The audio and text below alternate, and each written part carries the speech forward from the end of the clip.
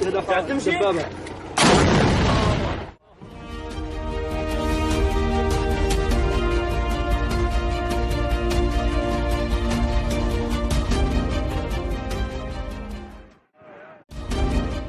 former English teacher from China calls herself Millie. In 2019, she arrived in Ecuador and now works with immigrants from China. I think 80%, 90% of the people who choose to leave China do so because they have a sense of fear living in that society. That fear continues for those living outside of China because many immigrants still have family back home. That's why Millie is using only her first name.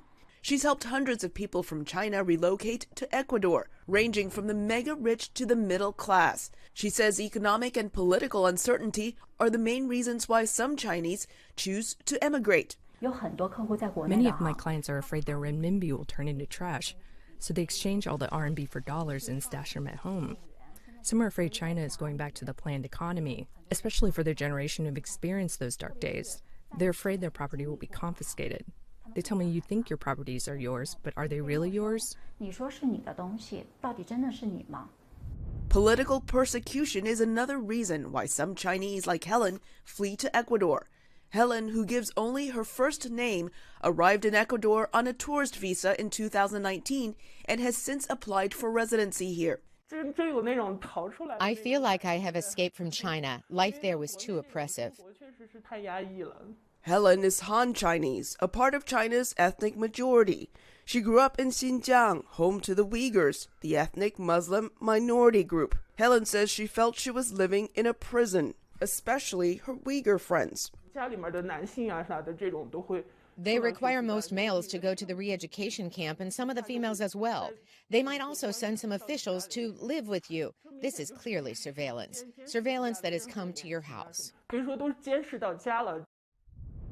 In the last few years, Beijing has been restructuring its government to make it more efficient, China state media reports. The increasingly tight control exerted by Chinese leader Xi Jinping has prompted even some apolitical Chinese to leave the country.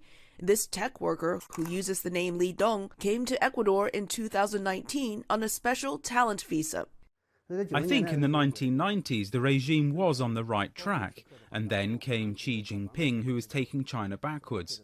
Most of his policies and crackdowns are to maintain his own power, and he has turned China into an authoritarian country.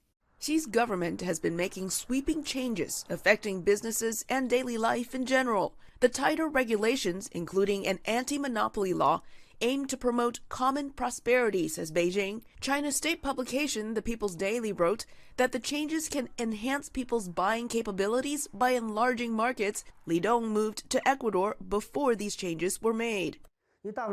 Most people want to go to America or Canada, but the bar is too high. Ecuador is different. It has a low cost of living and is a democratic society. It also has a very low bar for immigration. Since Xi Jinping assumed power in 2012, some 600,000 people from China have sought asylum in other countries, according to the United Nations. Beijing authorities now restrict issuing passports because of COVID-19, which may limit the number of people leaving the country. For reporters Xiao and Shih-Wei in Quito, Ecuador, Elizabeth Lee, VOA News.